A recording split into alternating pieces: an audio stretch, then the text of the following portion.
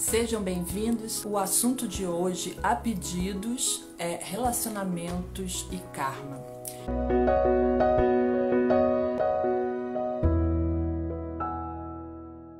Eu queria começar falando sobre os tipos de relacionamentos que nós temos e que eles preenchem praticamente todas as casas do nosso mapa astral. Até o final desse vídeo nós vamos falar, de todos os tipos de relacionamento em geral.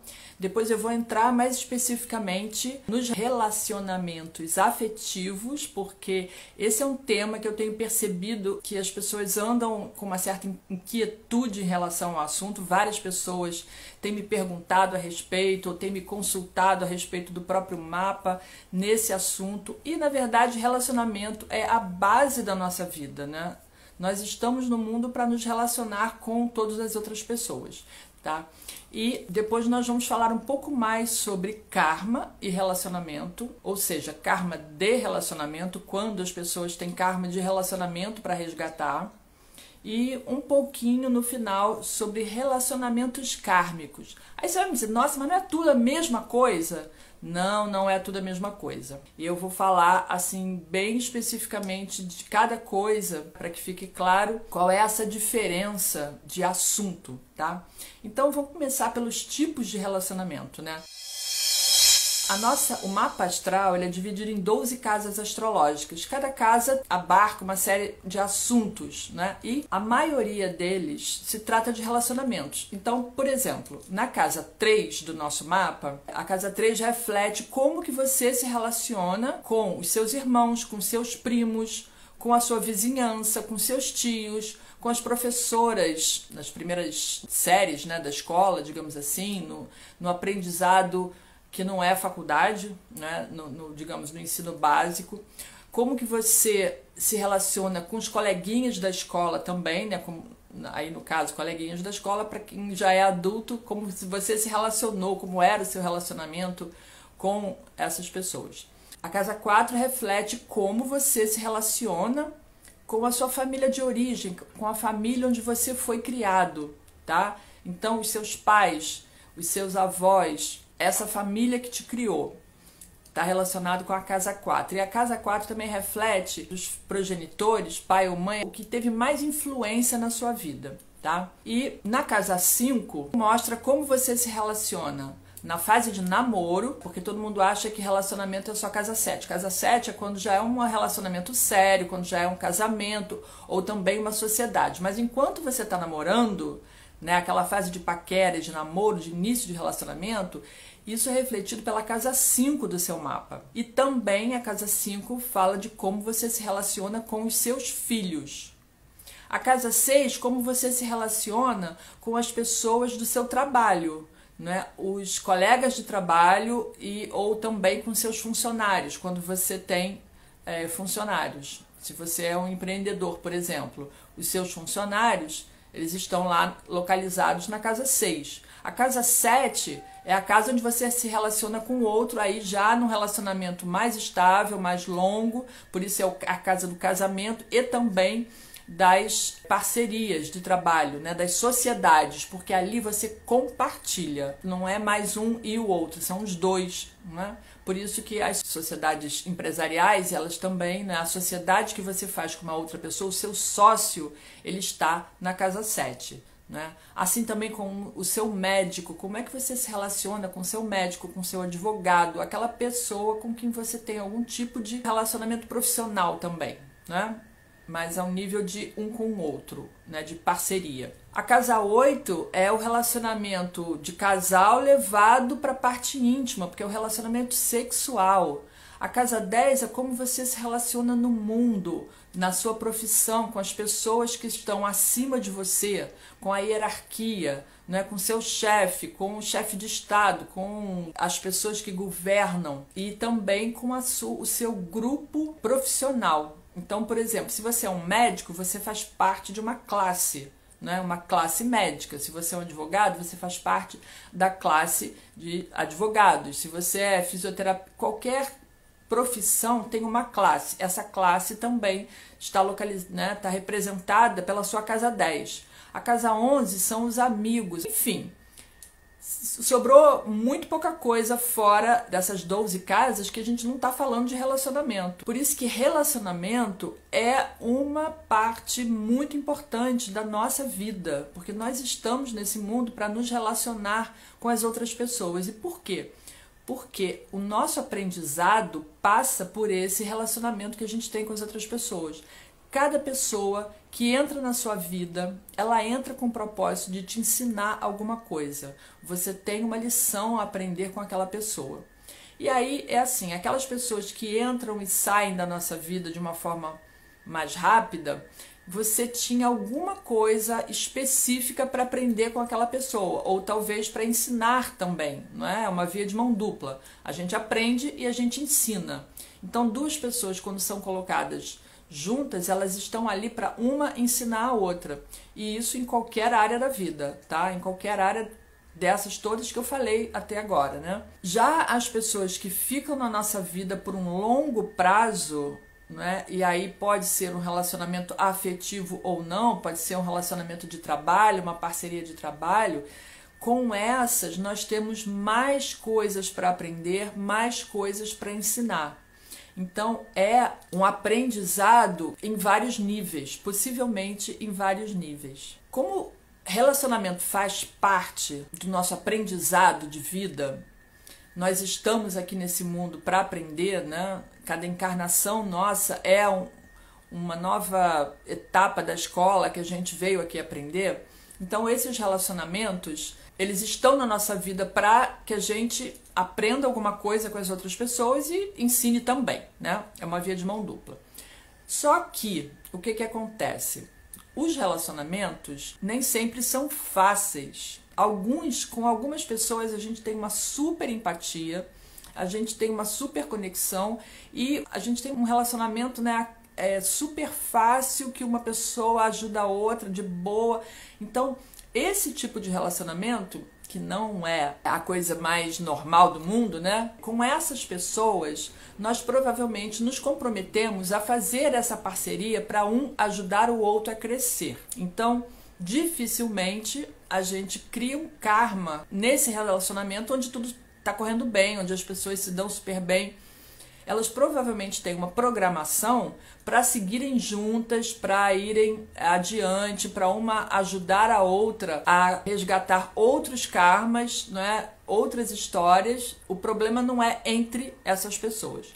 Mas a grande maioria das vezes acontece de nós criarmos karmas com outras pessoas. E como é que a gente cria um karma? A gente cria um karma com outra pessoa quando o relacionamento deixa de ser um relacionamento equilibrado. Um relacionamento equilibrado pressupõe que as duas pessoas, elas estão dando e recebendo amor, compreensão, companheirismo, de uma forma equilibrada entre as duas partes, né? E que toda a troca é uma troca positiva. Só que, o que acontece? Agora a gente começa a dividir um pouco, né? Em relacionamentos afetivos, e relacionamento afetivo pode ser com uma pessoa que é parceira, não é? Marido, mulher, namorado, namorada, ou com as pessoas da família de origem, ou com a família que você criou, os seus filhos. Quando existe afeto, algumas pessoas têm, né? Ou muitas, né? A gente vê muito isso pelo mundo, tem um grau de necessidade de afeto, de carinho, de amor maior do que o outro, né? Maior do que outras pessoas. A gente vê isso em pessoas com uma ênfase muito grande no elemento água no seu mapa. Elas são pessoas movidas a amor, carinho e afeto, elas precisam disso. E aí esse relacionamento pode desandar, porque uma pessoa dá amor demais ou ela cobra amor do outro e aí começa a criar atrito, ou a pessoa está dando amor de uma maneira um pouco exagerada demais e aí ela começa a se tornar uma pessoa ciumenta, possessiva E muitos desses signos de água a gente sabe que são manipuladores, porque eles começam a manipular pela necessidade de amor, pela necessidade de ter o amor do outro. Então ele começa a manipular os sentimentos, as situações e tal. E aí isso acaba gerando desequilíbrio no relacionamento. E aí esse desequilíbrio ou esse tipo de comportamento acaba gerando o karma com a outra pessoa. Por quê? Porque de alguma forma ela está prejudicando a outra pessoa, ela está interferindo na vida da outra pessoa, ou por cobrança demais, ou por ciúme demais, ou por manipulação demais. Então acaba criando um elo kármico que às vezes não é resolvido nessa vida e isso passa para uma outra vida para ser resolvido, tá? Tem pessoas, infelizmente, a gente vê muito isso no jornal, no noticiário, que por causa do término de um relacionamento, né, tava lá o casal, normalmente a menina, não quero mais esse tipo de relacionamento, ou porque o cara era muito controlador, era muito ciumento, era muito isso, muito aquilo, e ela resolve cortar aquele relacionamento. E ele não se conforma e aí vai lá e machuca, às vezes mata. Se ele matou, pronto, primeiro, ele vai ficar preso ao espírito daquela menina que ele matou para a próxima vida. E aí eles vão ter que voltar na próxima para resolver essa questão. E você acha, não é, que o espírito, por mais que ele não saiba, não lembre o que aconteceu na vida passada, se ele se depara com uma pessoa que foi violenta com ela, né, na outra vida, algum resquício de memória pode surgir e já existir de cara um embate entre essas pessoas. Ou ela quer se afastar e o outro quer se aproximar. Então, enfim, existem muitas situações que, né, um quer muito aquele relacionamento, o outro não quer e não sabe nem por que não quer, mas às vezes é uma lembrança de uma outra vida. Então, essa é uma das formas de criar um karma com outra pessoa.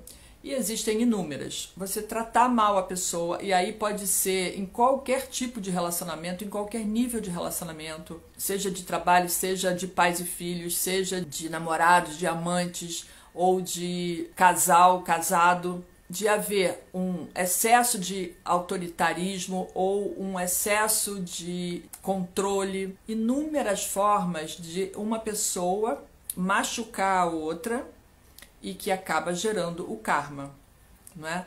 Existe aquele, não era o assunto de hoje, porque o assunto de hoje era especificamente sobre relacionamentos afetivos, mas, por exemplo, num ambiente de trabalho, tem sempre aquela pessoa que trata os outros que estão em cargos inferiores com arrogância, tem pessoas que se acham melhores do que os outros e tal. Então, ele está gerando karma com todas essas pessoas. Karma que ele vai pagar, não necessariamente com elas, mas vai pagar com outras, talvez, que vão entrar na vida dele ou dela para mostrar que não é assim que se age. Você recebe na mesma moeda que você pagou. Então, não é bem por aí, né? Mas o karma de relacionamento afetivo também acontece por causa disso. Ou, às vezes, uma pessoa... A gente já falou dos excessos, mas tem a falta também.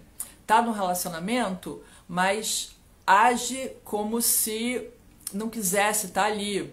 Se sente ressentido ou quer estar em outro lugar, não dá atenção, não dá carinho, às vezes não dá o suporte financeiro que a pessoa precisa, não dá nenhum tipo de suporte para a pessoa. Então, se casou, gente, é uma parceria, é para seguir junto, é para um ajudar o outro, não é para um largar o outro. Então, esse afastamento, essa falta de cuidado com o outro gera karma. Ou então o abuso mental ou emocional, aquela pessoa que acaba se drogando e volta para casa e o relacionamento vira um tumulto, ou mesmo que ela não faça nada, ela pode estar prejudicando a outra pelo simples fato dela estar fugindo da realidade e não estar ali presente para aquele relacionamento, para viver aquela situação e para avançar no seu aprendizado. Então, são inúmeras formas de se adquirir o karma. E aí, quais são as formas de resgatar o karma? As formas de resgatar são você viver de novo aquela situação de uma maneira que você acaba passando para o lado oposto, tá? E isso é muito comum. Quando eu analiso o mapa, eu vejo isso, né? Que a pessoa trouxe em outras vidas, ela se comportou de uma maneira, então se ela foi arrogante na outra vida, hoje ela vai receber a arrogância do outro. Se ela fugiu de casa muito cedo, hoje ela vai querer o carinho dos pais e não vai ter, porque existe, né? Ou seja, a gente tem que pagar por aquilo que a gente fez nas outras vidas. Mas tudo isso são lições que a gente precisa aprender. Então, uma coisa que você pode parar para prestar atenção, será que eu tenho karma nessa área? Né? Será que eu tenho karmas de relacionamento para pagar? Ou será que eu tenho algum tipo de resgate para fazer aqui, né? Para ver, analisar o relacionamento, como é que ele é. Para começar, que se existe atrito, né? Se a pessoa te desafia, isso já é um indício de que ali tem uma lição a ser aprendida, de que ali tem um karma a ser resgatado.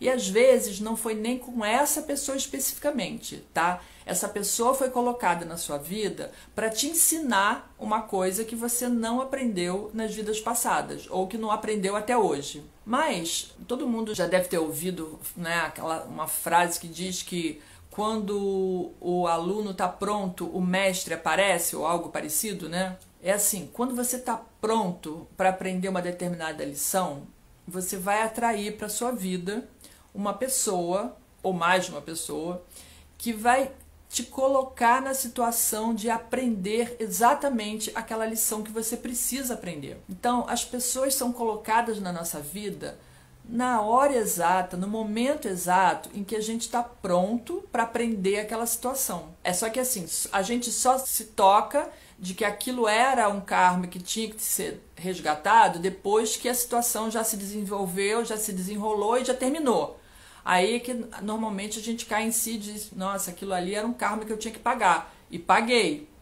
Mas enquanto você está vivendo, você normalmente só sente, né? Você sente a dor, você sente a dificuldade, você sente o sofrimento, você sente as dúvidas que surgem. E às vezes a situação é tão dolorosa, é tão impactante, é tão pesada que a pessoa não aguenta e desiste de resgatar aquele karma antes de completar a lição, antes de aprender, antes de ter resolvido a questão. Porque, na verdade, a situação é assim, é uma questão que precisa ser resolvida.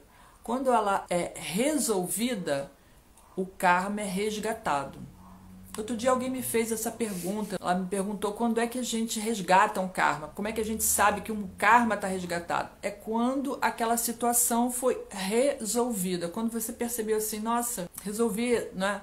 Imagina, vamos trazer para o mundo material que fica fácil das pessoas entenderem, né? Você tem uma dívida, pegou um empréstimo no banco, aí você pegou um empréstimo para fazer uma obra na sua casa e aí você ficou com aquela dívida e você todo mês vai lá e paga uma parcela, paga uma parcela, paga uma parcela. Se você fez essa dívida para pagar em 12 vezes, em um ano você está livre dela, quitou, pronto. Mas se você fez um empréstimo para pagar em 48 prestações, vai demorar mais um pouco, você vai pagar um bocado de juros. Eventualmente você consegue terminar de pagar todas as prestações, quitou aquela dívida, sensação de alívio, não é não? Quem aí já passou por isso? Eu sei que eu já passei. Peguei um empréstimo para fazer uma obra e fiquei pagando aquilo muitos e muitos meses e quando eu quitei aquela dívida, sensação de alívio. Gente, nossa, menos uma para minha conta. Essa é exatamente a sensação que você tem quando você consegue resgatar um karma. Você tem uma sensação de alívio, você tem a sensação de que sai um peso das tuas costas. Você tem a sensação de que você se livrou de um fardo. E é exatamente isso. Você aprendeu a lição, você resgatou aquele karma e você tem aquela sensação de bem-estar, aquela sensação de alívio. Deu certo, acabou, não é? Então, essa é a dica de que aquele karma foi resgatado, tá? Com os relacionamentos mais longos, principalmente, né, familiares e de casamento, a gente passa por vários níveis, né, de lições a serem aprendidas e às vezes em vários níveis.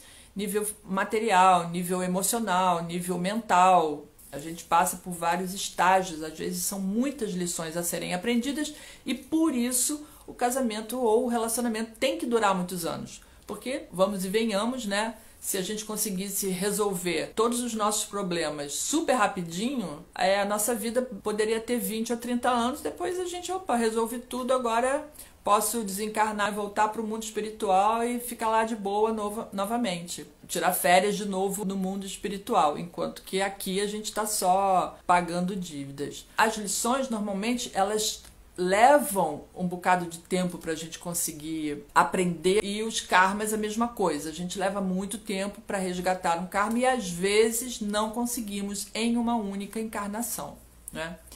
E aí, quais seriam os indícios desses karmas ou desses relacionamentos quando você olha para o seu mapa? Para começar, quando a gente faz uma leitura kármica, né, a gente tem casas onde, quando a gente tem planetas nessas casas, elas são indícios de que a gente tem ali assuntos para resolver, porque a nossa existência, ela só acontece, né, ela é representada pelos planetas que acontecem no nosso mapa, não pelos signos. Os signos, eles são um filtro, um tom, um colorido, mas quem indica que tipo de energia que você está trabalhando, né, são os planetas, né? Então, a nossa consciência através do Sol, as nossas emoções através da Lua, as nossas escolhas através da Vênus, as nossas ações através do Marte, e por aí vai, tá?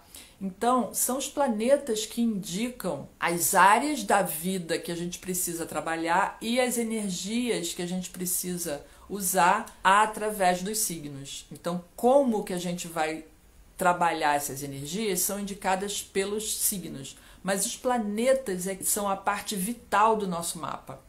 Então, primeira dica: os planetas retrógrados, eles indicam onde você tem, né, a casa astrológica, onde você tem planetas retrógrados, ali já tem indício de que são questões kármicas a serem resolvidas, tá? Então, ali são questões que você precisa dar atenção. Agora, falando especificamente de relacionamentos, de casamento, de parceria, né, e familiares. Você tem que olhar no seu mapa os assuntos da casa 4 e da casa 7. Se você tem os planetas exteriores, Júpiter, Saturno, Urano, Netuno, Plutão, um desses na casa 4 ou na casa 7, já é um indício que ali você tem lições a serem aprendidas relativas ao seu comportamento de vidas anteriores. Exemplo, o Júpiter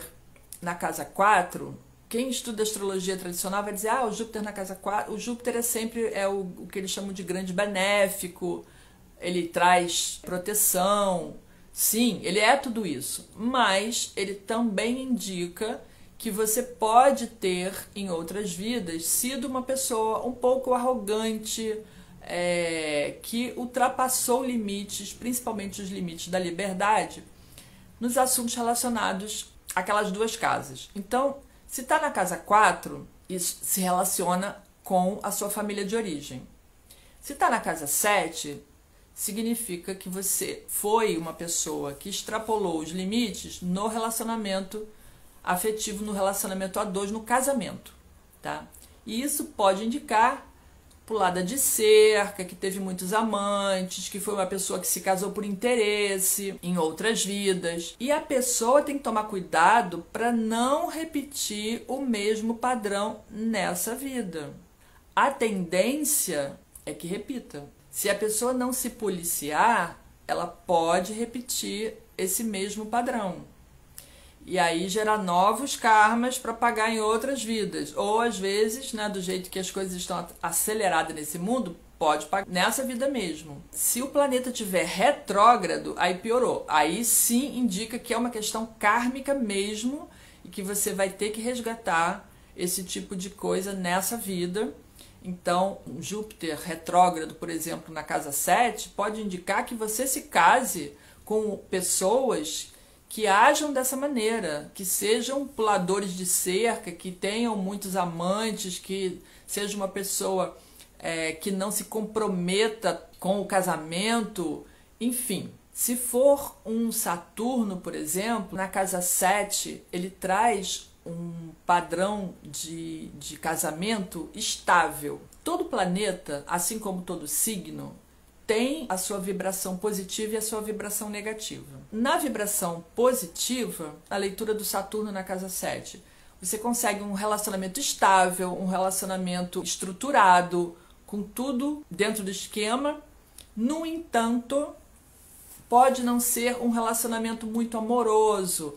A pessoa, ou os dois, que às vezes a pessoa tem a tendência de, tudo que está na casa 7, de projetar no outro, né? Então vai dizer assim, o meu marido, a minha esposa, ela é muito seca, ela só pensa no trabalho, só pensa na carreira, só está pensando em subir na vida, ou em trabalhar, em ganhar dinheiro, em construir um patrimônio, e não dá atenção, não me dá o carinho que eu preciso receber, que eu quero receber. Então, pelo lado positivo, é um casamento estruturado que vai durar o tempo que tiver que durar. Às vezes até um casamento longo, e às vezes pode chegar até que a morte nos separe. Pode ser essa história de que até que a morte nos separe. Por quê? Porque o Saturno, ele traz compromisso, né? Então é assim, a pessoa se comprometeu com o casamento e vai ficar ali até o fim. No entanto, a questão afetiva de ser romantismo zero, né? Romantismo zero nessa questão. Mas tudo isso tem uma razão de ser, isso tem um propósito, isso tem uma lição que você precisa aprender. Então, se o relacionamento que você atrai para si é esse, é porque você precisa aprender algumas lições a respeito disso, a respeito de compromisso, a respeito de manter um casamento estável, manter a estrutura, que já é o oposto do Júpiter, né, que é muitas aventuras. O Saturno não está pensando em aventura, ele está pensando em estrutura e manter aquele casamento forte até o final. Mas aquilo pode se puxar para o lado negativo se a pessoa não souber trazer o lado positivo do Saturno para dentro do casamento, ele vai se tornar um peso. Aquele casamento vai ser um peso na vida da pessoa. Aquela pessoa vai ser, o outro vai ser um peso na vida de quem tem esse Saturno no mapa natal. Vai ser o ranzinza. Mas meu Deus do céu, essa mulher é muito ranzinza, ou esse homem é muito ranzinza, reclama o tempo inteiro. Enfim, é o tipo de aprendizado que você tem que passar, que você escolheu passar, que você optou por aprender. Então, tem que buscar a essência dessa lição para que esse karma seja resgatado. Então, por exemplo, tem o Saturno na casa 7, casou, vai levar aquele casamento até que a morte os separe, ou algo parecido. E outra, sem reclamar. Se reclamar, ferrou. Porque tem que ser de forma harmoniosa. Você precisa equilibrar, harmonizar as energias, porque aí não vai ser o lado negativo do Saturno que vai pesar, vai ser o lado positivo, vai ser o lado de construção de uma família, de uma estrutura, de um patrimônio que vai levar os dois, o casal, a ter uma velhice estável juntos e tudo mais, porque aprendeu qual era a lição que tinha que aprender e viveu aquilo pelo lado positivo. Cada planeta vai ter uma energia desse tipo. Se for, por exemplo, o Urano na casa 7. O Urano de casa 7 é complicado, né? Aliás, todos esses planetas na casa 7 são complicados, né? Todos os planetas exteriores. Porque cada um tem o seu lado. Você só tem que entender a energia do planeta e buscar exercitar essa energia pelo lado positivo dela.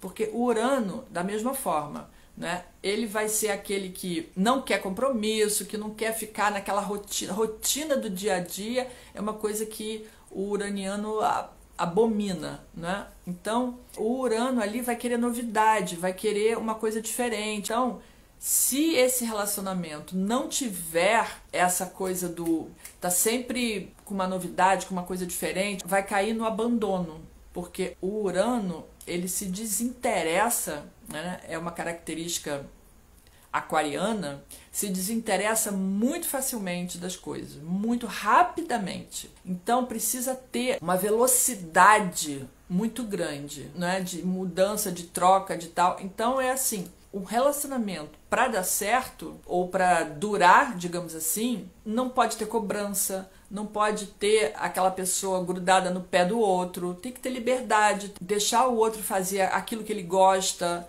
não interferir, não ficar cobrando, principalmente cobrando carinho o tempo todo, chamego o tempo todo, porque isso vai acabar criando uma animosidade entre os dois que não vai rolar. Então é assim, tem um Urano, você tem ali uma lição a ser aprendida. Isso considerando que já casou, né? Porque às vezes com o Urano na casa 7 vai ser até difícil da pessoa manter um relacionamento por muito tempo. Mas se casou, se assumiu esse compromisso, então tem que trazer novidade, tem que manter o relacionamento com o máximo de liberdade possível, porque aí você vai conseguir manter o equilíbrio do relacionamento. Já com o Netuno, é a mesma história do Júpiter, né? O Júpiter, ele é muito galanteador, e o Netuno também é. Mas o Netuno tem também, como todos os outros, o lado positivo e o lado negativo. O lado positivo seria o lado do romance, da fantasia e da pessoa ser muito atenciosa com o outro, tá?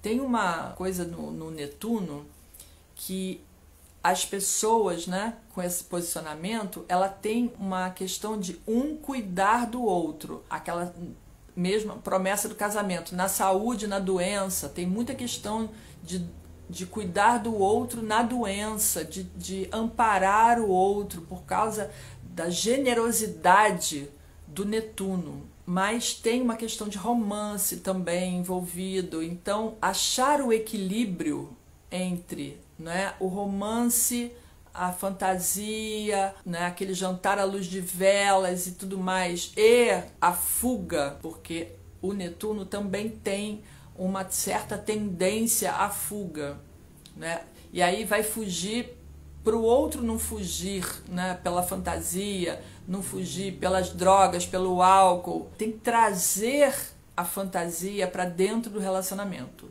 e achar esse ponto de equilíbrio para que não haja necessidade da fuga. Então, para que ele não queira fugir ou adoecer, para que não seja o peso de cuidar do outro na doença. É claro que, né, um casamento que dura muito tempo, eventualmente as pessoas, ninguém fica saudável até os 120 anos, então vai ter sim que cuidar do outro, faz parte, né? Faz parte desse compromisso, e isso precisa ser aceitado, precisa ser assumido, assumir que essa é a lição que você precisa aprender, esse é o karma que você tem que pagar, e tem que assumir isso, aceitar isso com leveza, porque aí sim você está resgatando o karma. Todas essas situações que eu falei antes, né? No outro dia alguém me escreveu no direct sobre essa questão. O marido traía muito e não sei o que, e aí ela não aguentou mais e resolveu pedir divórcio. Eu falei, se foi amigável, provavelmente chegou o seu momento. Esse relacionamento, você já aprendeu o que tinha que aprender. Eu não conheço o mapa da pessoa, não conheço a pessoa, não sei a história, tem que olhar o mapa. Eu não dou muito conselho por direct, porque eu não estou vendo o mapa da pessoa, eu não sei os detalhes. Com o mapa da pessoa em mãos, eu sei os detalhes, mas isso aí já é uma outra questão, né? Tem que estudar o mapa, tem que analisar e tudo mais. Quando a pessoa chega no momento de romper, o rompimento, às vezes, também faz parte da lição, também faz parte do aprendizado, né? Você tem que fazer uma avaliação do que aconteceu para trás. Ficou casado 15 anos e, de repente, separou, tá? O que aconteceu? Separou porque chegaram a comum acordo? Se tinha algum karma para ser resgatado e chegaram ao comum acordo de separar, provavelmente o karma foi resgatado, provavelmente aquela história acabou. Mas quando acaba, né, resgatou o karma, aprendeu a lição, você tem que sentir aquela sensação de alívio. Paguei minha dívida com o banco, então eu agora não tenho mais dívida. Pô, tô tranquila, tô de boa. Você tem que sentir o benefício daquele resgate. A dor da separação vai existir, a dor da perda vai existir. Existe o período, né, de, digamos assim, de luto, e tá tudo bem, porque isso precisa ser vivido, né? A história acabou, teve um rompimento, se separaram, e você vai viver um período de transição para que você se coloque de novo no mundo. E isso acontece não é só em relação aos relacionamentos. Toda fase da nossa vida que termina, né? Isso é muito marcado pelos ciclos dos planetas exteriores na nossa vida, principalmente os ciclos de Saturno. Ele implica, né, um ciclo completo, ele implica numa fase que terminou e que você vai começar uma nova fase. E aí tem um período de transição. Às vezes esse período de transição pode ser mínimo, rápido, e você já está pronto para uma próxima etapa da sua vida. Às vezes as pessoas meio que se agarram naquela situação que já acabou, que já cumpriu o seu prazo e não querem seguir adiante. Então às vezes elas levam mais tempo nesse período, né, de transição. Mas passou por aquele período, você chorou o que tinha que chorar, você precisa sentir. Se você fizer uma análise e sentir no seu coração que acabou e que agora você está melhor, então você resgatou o karma, então você aprendeu a lição. E isso significa que você já está um passo à frente, que você já vai seguir para uma nova lição que você tem que aprender, e você vai encontrar outras pessoas que vão te ensinar outras coisas e que você segue no seu caminho de evolução. Tudo isso que eu falei em relação à casa 7 se aplica também aos assuntos da casa 4, ou seja, aos assuntos familiares, né, de você resgatar com a sua família de origem, né, com pais ou com as pessoas que te criaram. Para finalizar, o Plutão, ele é o mais pesado dos planetas, né? É o que traz um karma maior a ser resgatado, uma lição maior a ser aprendida, principalmente porque ele atua através de uma imersão profunda no assunto da casa onde ele está situado. E o Plutão, ele age, né, de uma forma que envolve controle, envolve ciúmes, envolve um apego muito grande. A casa onde você tem um Plutão é a casa onde precisa transformação. Então, se é na casa 7, os seus relacionamentos eles vão fazer com que venha à tona, né, porque essa é a função do Plutão, é mergulhar fundo e fazer brotar para a superfície todas as mágoas, todo rancor, todo ressentimento, todas as feridas que estão lá no íntimo do ser. Se você tem o Plutão na casa 7, isso vai aparecer através dos relacionamentos, tá? Através do casamento. Então, é um relacionamento que vai ser extremamente profundo, de uma conexão muito profunda, e isso precisa ser dos dois, né? Porque se um tiver e o outro não estiver na mesma vibração, não vai funcionar. Mas através do casamento e também das parcerias, né, de sociedade, mas como aqui a gente está falando de afetivo, acontece também nas parcerias, por ser casa 7, mas através do relacionamento, do casamento, é que a pessoa que tem, né, você vai fazer uma catarse de todas as mágoas, ressentimentos e de toda a energia que você trouxe de outras vidas para ser resgatada através do relacionamento. Então, o que acontece? O lado negativo do Plutão pode trazer para o relacionamento brigas, violência e pequenas mortes ou grandes mortes, tá? Então é assim, quem tem esse posicionamento tem que cuidar para que os relacionamentos, ou o relacionamento, você consiga se curar ou curar o outro, porque o Plutão também envolve muito a questão da cura, curar a si mesmo e curar ao outro de todas as feridas, de todas as existências passadas, porque isso não está falando de uma vida passada, a gente está falando de karmas que você acumulou através de várias vidas, e aí isso tudo ser transmutado através do relacionamento, através do casamento, ser curado para que não caia no mesmo erro de virar uma manipulação, controle e chegando à violência, que pode ter acontecido em outras vidas, pode ter acontecido nessa vida, mas você que tem essa posição precisa aprender a virar esse jogo para que essas feridas sejam curadas. É um posicionamento pesado e, se for retrógrado, é mais um indicativo de que é uma questão kármica a ser resgatada. Então, uma pessoa que tenha esse posicionamento, eu indico terapia, tá? Sem terapia, sem ajuda, ou se você não tiver dentro de você esse poder todo, tá? Porque ainda por cima, quando é a casa 7, as pessoas tendem a projetar no outro. Então é assim, o outro é que tem o poder, o outro é que manipula, o outro é que faz tudo isso comigo, o outro é que está me destruindo. A questão é que através desse relacionamento você tem que aprender a transformar, transmutar e não destruir. É complexo, né? Mas se você percebe que o relacionamento, que existe atrito no relacionamento, significa que você ali tem lições a serem aprendidas. Quando o relacionamento é todo de boa, né? Você tem uma Vênus lá na casa 7, maravilhoso, é tudo light, mas os planetas exteriores, né, eles vão gerar atrito, mas o atrito não é uma coisa ruim, tá, gente? Assim como quando eu falo dos aspectos entre os planetas, né?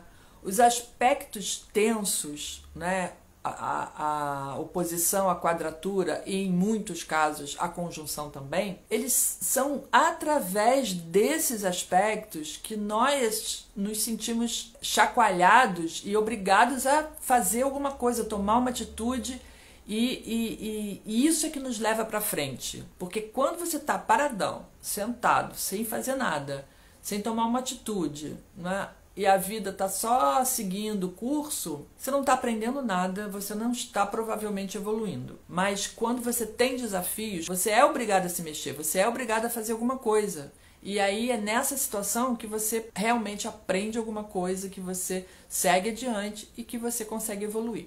Então, aspectos tensos, assim como o atrito no relacionamento, isso indica, é aquela coisinha, aquele, ó, aqui você tem uma lição para aprender.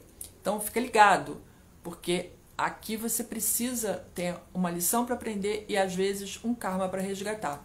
Então são essas liçõezinhas que a gente precisa ficar atento, tá? Agradecendo muito a presença de todos aqui. Eu espero que esse conteúdo tenha ajudado vocês. Se tiverem mais alguma pergunta, deixem nos comentários. Curtam o vídeo se vocês gostaram do conteúdo. Compartilhem com outras pessoas que possam se interessar por esse assunto. Eu fico muito feliz de ter todos vocês aqui presentes e nós vemos no próximo vídeo.